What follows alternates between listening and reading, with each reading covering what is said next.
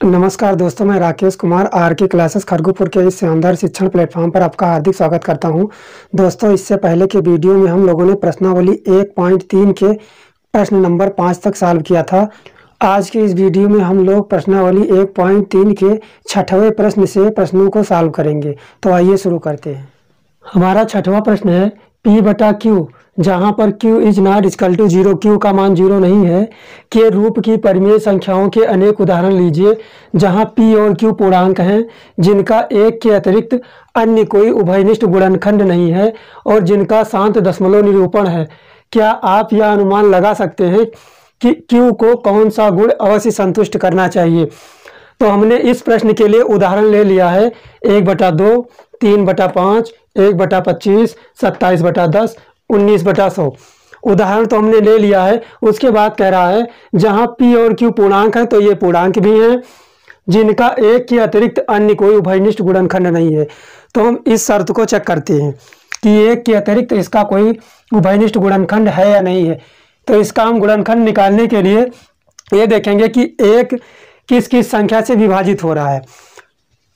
हमारा जो एक है वो सिर्फ स्वयं से विभाजित होगा, एक से ही विभाजित होगा, और दो एक से विभाजित हो जा रहा है और 2 से विभाजित हो जा रहा है। इस प्रकार से 1/2 के लिए ये जो हमारा मिल रहा है ये इसका उभयनिष्ठ गुणनखंड मिल रहा है। दोनों में एक एक ही मिल रहा है। उसके बाद हम 3/5 को चेक करेंगे। तो 3/5 को जो हम चेक करते हैं तो 3 हमारा 1 से विभाजित हो सकता है और 3 से यानी स्वयं से विभाजित हो सकता है। उसके बाद हम आते हैं 5 पर। हम लिखेंगे 5 बराबर 5 हमारा 1 से विभाजित होगा, उसके बाद 5 से विभाजित होगा, मतलब स्वयं से विभाजित होगा। इस प्रकार से इसका भी एक ही उभयनिष्ठ गुणनखंड हमें प्राप्त होता है। इसके बाद हम आते हैं 1/25 पर। तो 1 हमारा हो जाएगा एक ही, मतलब एक केवल एक के ही पहाड़े में आता है। उसके बाद हम आते हैं 25 पर। 25 हमारा 1 से विभाजित हो जाएगा, 5 से विभाजित हो जाएगा, उसके बाद स्वयं से विभाजित हो गया यानी 25 से होगा। तो इसका भी हमें उभयनिष्ठ गुणनखंड 1 मिल रहा है, ये हो गया। उसके बाद में हम 27/10 का निकालेंगे। 27/10 में 27 के बराबर हम लिखेंगे 27 हमारा 1 से कट जा रहा है, 3 से कट जा रहा है, 9 से कट जा रहा है, उसके बाद 27 से कटेगा। 27 के बाद हम 10 को चेक करते हैं। 10 हमारा 1 से कटेगा, 2 से, 5 से, उसके बाद 10 से। अब हम इसमें उभयनिष्ठ गुणनखंड चेक करते हैं तो इसमें भी हमें एक ही मिल रहा है, हमें इसमें भी एक ही मिल रहा है। उसके बाद हम आते हैं 19/100 पर। 19/100 में हम 19 बराबर लिखेंगे 19 हमारा 1 से विभाजित होगा और स्वयं से विभाजित होगा, मतलब 19 से कटेगा। उसके बाद 100 का निकालेंगे तो 100 हमारा 1 से कट रहा है, 2 से कट रहा है, 4 से कट रहा है, 5 से कट रहा है, उसके बाद 10 से, उसके बाद 20 से, उसके बाद में 25 से, 25 के बाद में 50 से, 50 के बाद में 100 से। ये इतनी संख्याओं से विभाजित हो जा रहा है। अब इनमें हम जब उभयनिष्ठ देखते हैं, इनमें भी हमें इसमें 1 मिला, 19 मिला, इसमें केवल 1 मिला, 2 मिला, 4 मिला, 5 मिला। तो कॉमन जो हमें मिल रहा है वो एक ही मिल रहा है। इस प्रकार से हमारा जो एक कंडीशन था जिनका एक के अतिरिक्त अन्य कोई उभयनिष्ठ गुणनखंड नहीं है, तो इस संख्या में हमें केवल एक उभयनिष्ठ गुणनखंड प्राप्त हुआ। यहाँ पर भी हमें एक उभयनिष्ठ गुणनखंड प्राप्त हुआ, यहाँ पर भी, यानी हमने जितना उदाहरण लिया था सब में एक ही उभयनिष्ठ गुणनखंड प्राप्त होता है। उसके बाद कहता है जिनका शांत दशमलव निरूपण प्रसार है, मतलब उनका शांत दशमलव प्रसार होना चाहिए।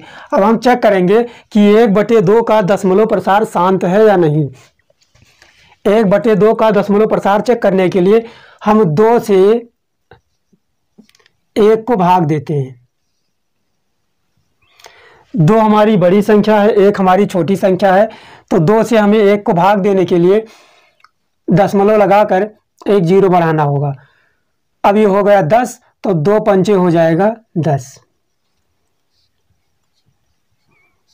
ये संख्या पूरी तरह से विभाजित हो जा रही है, हमें 0 शेषफल मिल रहा है, तो ये हमारा शांत दशमलव प्रसार हो जाएगा। हम 1/2 के बराबर में लिख देंगे 0.5। 0.5। इसके बाद में हम 3/5 को चेक करेंगे कि ये शांत दशमलव में है या नहीं है। इसको चेक करने के लिए हम 5 से 3 को भाग देते हैं।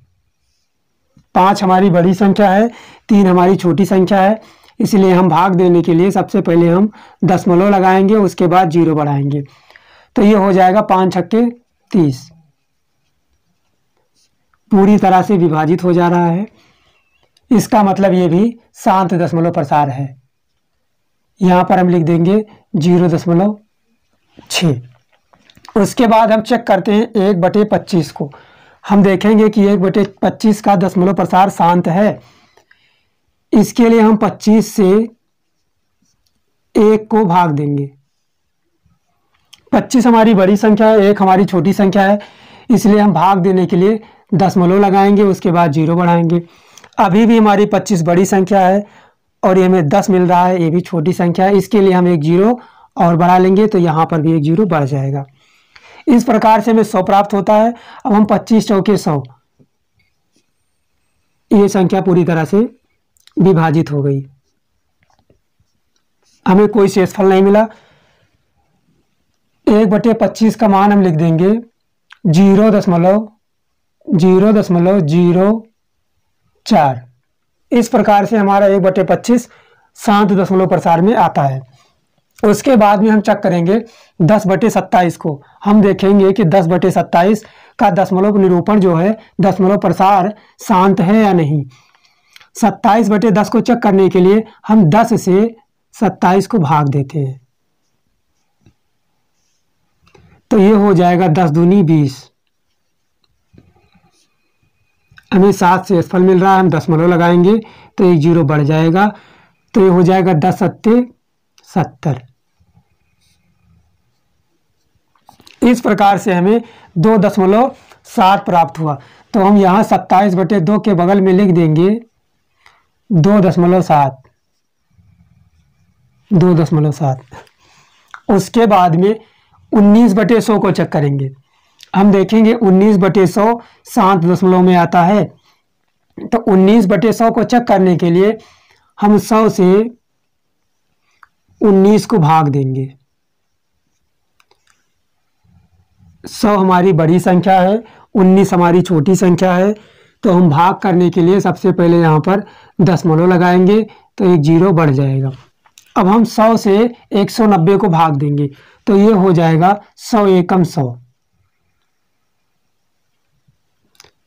इस प्रकार से हमें 90 शेषफल प्राप्त होता है। यहाँ पर 100 हमारी बड़ी संख्या है, 90 हमारी छोटी संख्या है, दशमलव लगा है, इसलिए हम 0 बढ़ा लेंगे, तो ये हो जाएगा 100 9 900। इस प्रकार से ये पूरी तरह विभाजित हो जा रहा है। जब पूरी तरह विभाजित हो जा रहा है, तो इससे हमें पता चलता है कि इसका जो दशमलव प्रसार है वो शांत दशमलव प्रसार है। यहाँ तक क्वेश्चन हमारा कह रहा था, जो हमने यहाँ पे सॉल्व कर दिया। ये कह रहा था कि जिनका उभयनिष्ठ गुणनखंड नहीं है, मतलब उभयनिष्ठ गुणनखंड एक ही है, तो 1 1 1 सब में मिल गया। उसके बाद में जिनका शांत दशमलव निरूपण है, तो ये भी शांत दशमलव है, ये भी शांत दशमलव है, ये 2.7, ये मतलब हमने इसको सॉल्व किया तो इसका हमें शांत दशमलव निरूपण मिला, मतलब इसका दशमलव प्रसार हमें शांत मिल रहा है। यहाँ तक के प्रश्नों को हमने सॉल्व कर लिया है, जो कि उदाहरण हमारे समझ में आ रहा है। उसके बाद यहाँ से हम सॉल्व करेंगे। क्या आप यह अनुमान लगा सकते हैं कि Q को कौन सा गुण अवश्य संतुष्ट करेगा? तो इसके गुण की संतुष्टि चेक करने के लिए हम देखेंगे यहाँ पर q का मान 2 दिया है, p बटा q में q को कौन सा गुण अवश्य संतुष्ट करेगा। इसके लिए हम q बराबर जो लिखेंगे 1/2 में q का मान 2 है, तो हम 2 का अभाज्य गुणनखंड निकालेंगे। तो यहाँ पर 2 का अभाज्य गुणनखंड जो होगा वो 2 होगा। यहाँ पर q का अभाज्य गुणनखंड 2 होगा। 2 की पावर को हम 1 लिख देंगे, 2 पावर 1 है ये। उसके बाद में 3/5 में हम देखेंगे 3/5 में 5 का अभाज्य गुणनखंड निकालेंगे हम। तो 5 का अभाज्य गुणनखंड 5 होगा, 5 का अभाज्य गुणनखंड 5 होगा। उसके बाद में 1/25, 1/25 में 25 का अभाज्य गुणनखंड निकालेंगे। 1/25 में हम 25 का गुणनखंड निकालेंगे। तो 1/25 में 25 बराबर होगा, हमारा जो 25 होगा वो 5 गुणा में 5। इसके बाद हम 27/10 में 10 का अभाज्य गुणनखंड निकालेंगे। 27/10 में 10 का बराबर हो जाएगा 2 गुणा में 5, 2 गुणा में 5। उसके बाद हम 19/100 में 100 का अभाज्य गुणनखंड निकालेंगे। हम लिखेंगे 19/100। अभाज्य गुणनखंड कैसे निकालते हैं आइए हम दिखाते हैं। अभाज्य गुणनखंड निकालते हैं हम, अभाज्य गुणनखंड ऐसे ही निकालेंगे। हम लिखेंगे 100, उसके बाद हम इसको छोटी से छोटी संख्या से भाग देना स्टार्ट करेंगे। तो ये हो जाएगा 100, 100 को हम 2 से भाग देंगे तो हमें प्राप्त होगा 50। उसके बाद हम पुनः 2 से भाग देंगे तो ये प्राप्त होगा हमें 25। 25 के बाद हम इसको 3 से भाग नहीं दे पाएंगे, हम इसको देंगे 5 से भाग, तो हमें 5 प्राप्त होगा। उसके बाद फिर 5 से भाग देंगे तो हमें 1 प्राप्त होगा। इस प्रकार से 100 का अभाज्य गुणनखंड हमें प्राप्त होता है 2 गुणा में 2, और ये हो जाएगा 5 गुणा में 5। जिस प्रकार से हमने 2 को 2 की पावर 1 लिखा था, वैसे हम 5 को 5 की पावर 1 लिख सकते हैं। और 5 गुणे 5 को हम 5 की पावर 2 लिख सकते हैं। यहाँ पर 2 की पावर 1 है, 5 की पावर 1 है, और यहाँ पर इसको हम लिख सकते हैं 2 की पावर 2 गुणा में 5 की पावर 2। अब हम देखेंगे 2 बराबर हमने लिखा है 2 की पावर 1, 5 बराबर हमने लिखा है 5 की पावर 1, और 25 बराबर हमने लिखा है 5 की पावर 2, और 10 बराबर हमने लिखा है 2 की पावर 1, 5 की पावर 1, और 100 बराबर हमने लिखा है 2 की पावर 2 और 5 की पावर 2।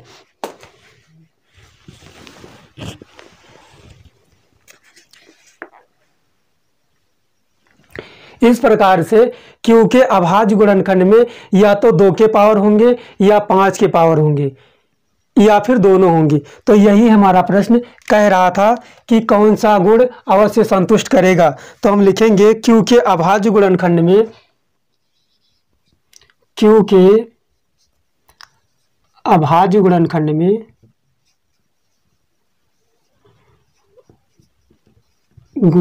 में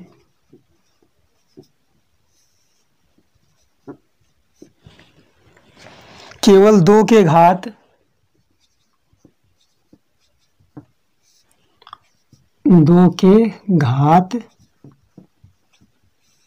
या 5 के घात या दोनों होंगे,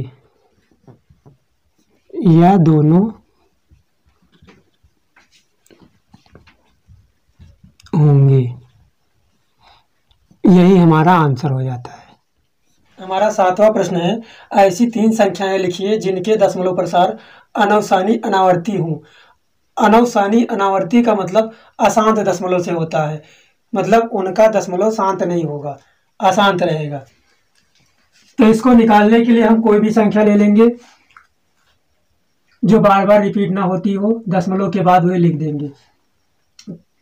तो हम सबसे पहली संख्या लिखते हैं 0.00100 0 1 0 0 0 0 1। फिर हम डॉट डॉट डॉट डॉट लगा देंगे, मतलब ये संख्या हमारी अनंत तक जाएगी। एक संख्या हमारी ये हो गई। उसके बाद हम दूसरी संख्या लिखेंगे 0.0002 0.0002 0.0002 डॉट डॉट करके इसको भी हम अनंत तक जाने देंगे। उसके बाद हम तीसरी संख्या लिखेंगे 0.003 0.003 0.003 डॉट डॉट करके इनफाइनाइट लगा देंगे। मतलब इस प्रकार से यदि हम संख्याएं लिखेंगे तो वो अशांत अनावर्ती के अंतर्गत आएंगी। तो हमने तीनों संख्याओं को लिख दिया है। इस प्रकार से ये हमारा आंसर हो जाता है। दोस्तों, इसके बाद हम आपसे मिलते हैं नेक्स्ट वीडियो में। अगर आपको हमारा वीडियो अच्छा लगा हो तो वीडियो को लाइक करिए, शेयर करिए। अगर आप हमारे चैनल पर नए हैं तो चैनल को सब्सक्राइब कर लीजिए, जिससे हमें आपका सपोर्ट मिलता रहे। इसके बाद हम आपसे मिलते हैं नेक्स्ट वीडियो में। तब तक के लिए आप सभी को हमारा प्यार भरा नमस्कार।